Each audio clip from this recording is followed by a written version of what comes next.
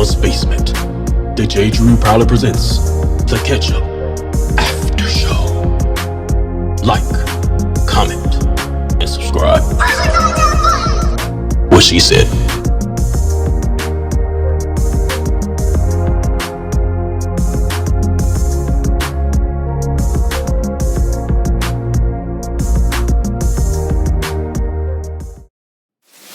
Welcome to another season of Chucky. In this episode, we have bald Chucky, and we need more of him. Is Andy still alive?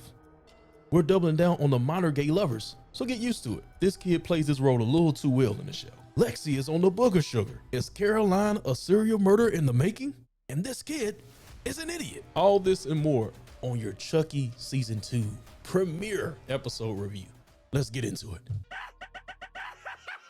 What is up, everybody? Back here again with your Season 2 review of Chucky. Well, episode 1. So, last season I was not able to review these. I was just watching the show, enjoying it, and I said, man, I need to review this next season. So we're here.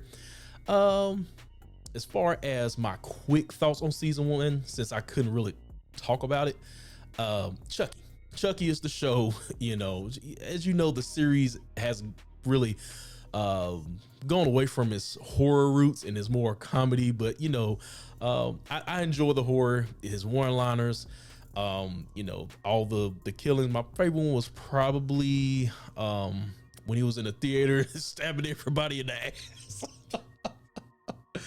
And I say my favorite scene would have to be when at this time I did not like Lex. I like Lexi now, but at the time I didn't. I wanted him to kill that bitch with the house, when the house was burning down and stuff. So that was one of my favorite scenes right there. And I actually saw that clip looking on YouTube today, and it just, you know, it was hilarious when he had his little legs flailing around trying to choke her out. But anyway, just, you know, real quick thoughts on season 1. And of course, Nika, I love her performance as well. I just that I didn't even know until I watched I think it's Seed or Curse of Chucky, both of them, because you kind of have to watch those movies to know what's going on. But his daughter is like a spitting image of Brad Dourif, the laugh, the mannerism.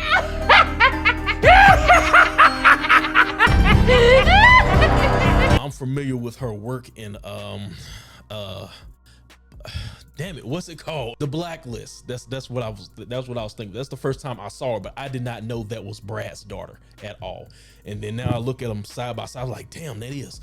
But anyway, I'm spent too much time on that. Those just quick thoughts on season 1. But speaking of Nika, we did not see her in this episode. We didn't see the Glenda. I already know that's coming from the previews. And of course, we didn't see Jennifer in here. Well, in doll form we did, but other than that, those are the people that missing. The only thing this focused on was basically, you know, the main 3 kids, Jake, Devon, and Lexi, along with her sister Caroline, who I think, I don't know, that scene with her when she had that knife, it just made me feel like, you know, Chucky is gonna try to turn her or something. I don't know, but I'll get to that a little bit later. But let's go ahead and start off things, just recap my thoughts on the show, and just see where we go from there. So starting off, we start with basically where we left off, and Andy is driving those, you know, that box truck, you know, full of dolls or whatever, and we got like 3 Chuckies. One of them is bald. I wonder if we're gonna see more of this Chucky. I don't know. I just want to see more bald Chucky for some reason.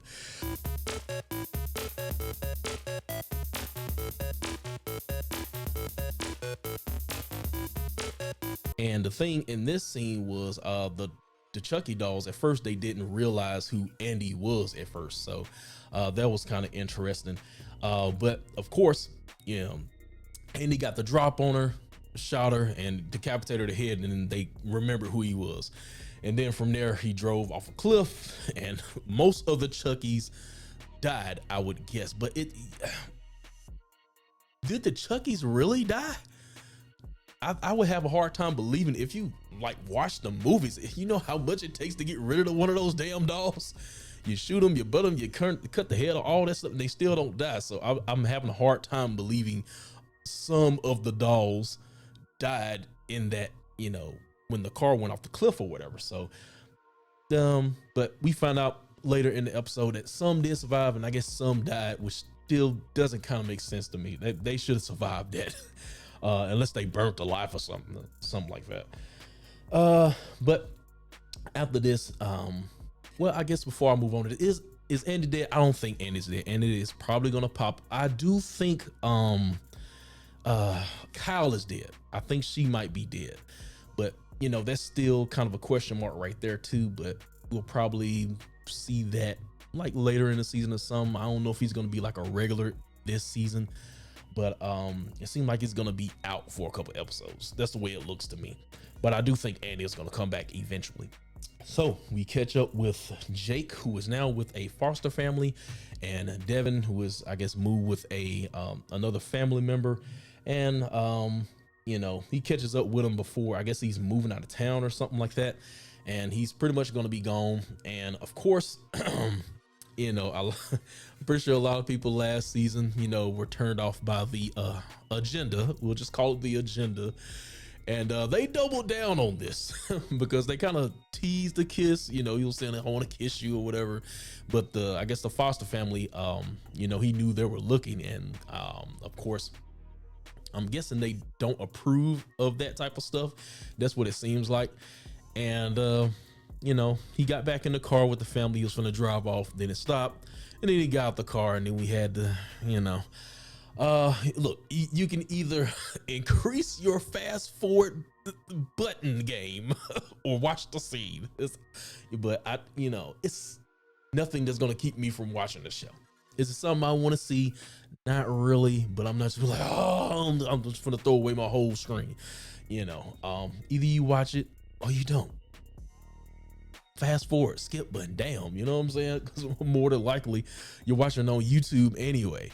That's where I watched. I think the first couple episodes, like they did last season, it's gonna come on the Sci-Fi channel on YouTube, and then they're probably gonna make you pay for Peacock or something like that. But I have Peacock. I haven't checked to see if it's on there. So yeah, we got that. And then we fast forward to Jake's current whereabouts. He lives with a new family, of course. He has a new little foster brother, step brother, whatever you want to call him, and he's a dunce. We can find out later in the episode. I think he is such an idiot. I have no remorse for this kid because he's 5-6 years old. I'm like, he deserved his death. But we do get this kid walking up to the door, and I'm thinking maybe it's Chucky at first, because with the orange hair, you just see the from a camera perspective, you see the back of him, and you see the front of him right here. I'm like, this kid looks like freaking scared. He's like, I killed my mom. I killed my parents, or something like that. He said, where are your parents? I killed them. I think he really did kill his parents, man. He played this role a little too well, man. So after this, he gets a phone call for somebody pretending to be, I think said is Tamara there or something. He was asking for Tamara, and it's obviously Chucky's voice. I'm like, Jake, how do you not know this guy's voice? So that's one of the things that kind of irked me right there. But he just chalked it up to the kids have been basically playing jokes on them because they're basically popular now because of the stories or whatnot. Then he gets a call from Devon, who's complaining too much that you're not seeing me enough. It's been 6 months. So he's pretty much being a selfish boyfriend or whatever. But he's getting the same call too. So I'm like, neither one of these guys are recognizing that this is Chucky calling them, because the voice is very apparent.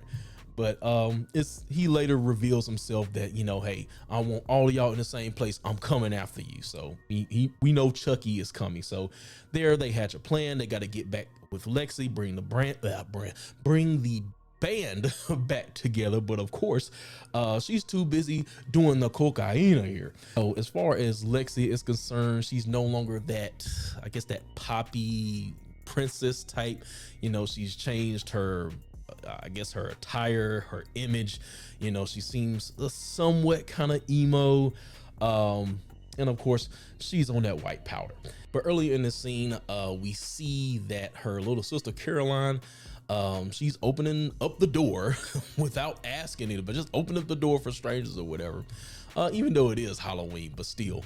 So Chucky dressed up as, I guess, like a white ghost or something like that. You don't really see him. He shows his arm, but you really don't see him. And he has to use the bathroom, and she lets him in. I'm like, oh my God. So of course, Lexi being irresponsible, not paying attention.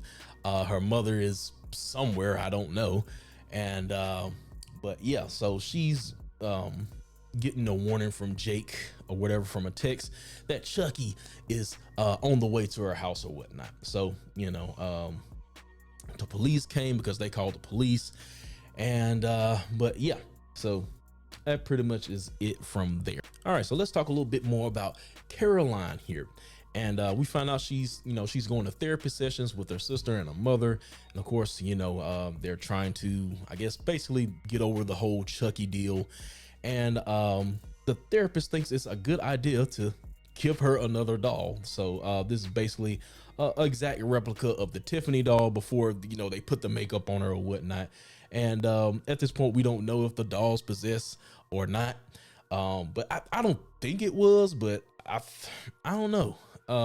That's a good question. I never knew if the doll was possession. I don't think it was, but I guess it doesn't matter anymore after the end of the episode, but I'll talk about that in just a second.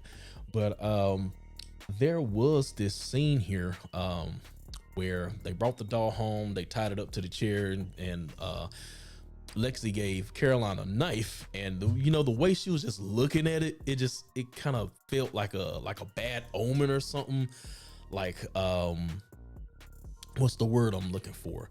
Some foreshadowing going on here. At least that's the way it felt to me. Like, she could end up like her boyfriend from the last season. I can't remember his name. But yeah, that's what I was feeling like right here. But I may be reaching here, but that's just what it felt like to me. Y'all let me know. But I did like that scene. It was just like, fuck dolls. Now say it. Dolls are fucked up. Dolls are fucked up. But anyway, so after this, the band finally gets together, making preparations for Chucky when he eventually comes to see them. And then the next day, this idiot shows up to the door with Chucky with a homemade bomb, and he thinks basically this is a game because he's into like the Batman and Robin type deal, so he's thinking this is just a game. So he sits down on the couch. Chucky is waiting for everybody to get in one place, except Lexi is taking her goddamn time getting down the stairs because she's doing drugs in the bathroom. She crushed up some type of drug, some prescription pills, and snorted that. And she was doing that while everybody was waiting. And of course, Chucky reveals that there's still a couple more dolls out there that are left. But pretty much this is suicide bomber Chucky right here. So we got all kind of Chuckies. So anyway, what eventually happens is Lexi finally goes down the stairs, and then Devon knocks the bomb out of Chucky's hand for the little boy to grab it, run in the kitchen, only to see the doll that's sitting there left there in the morning. And he pauses, and then Chucky comes from behind him and blows up the bomb. And it only had like a 6 feet radius, so anything within 6 feet is pretty much gone. And of course, nobody's gonna believe a doll made a homemade bomb and blew up the house. So of course, Devon, Jake, and Lexi get blamed for it. And now that's where we are here with them going to the reform school. I think it's called Lord Incarnate or something like that, which is revealed to be Chucky's past home or whatever, where he used to go to in his upbringing. So they're on his home turf. So we're going to see how this goes, but that's pretty much the end of episode 1. Episode 2, I will be back in a timely fashion to talk about it because episode 2 shows up tonight. So I feel like I'm so late, but anyway, guys, you guys enjoyed this, make sure to hit that like button and subscribe to the channel already. I will be here next week for episode 2 because I'll be back. I always come back.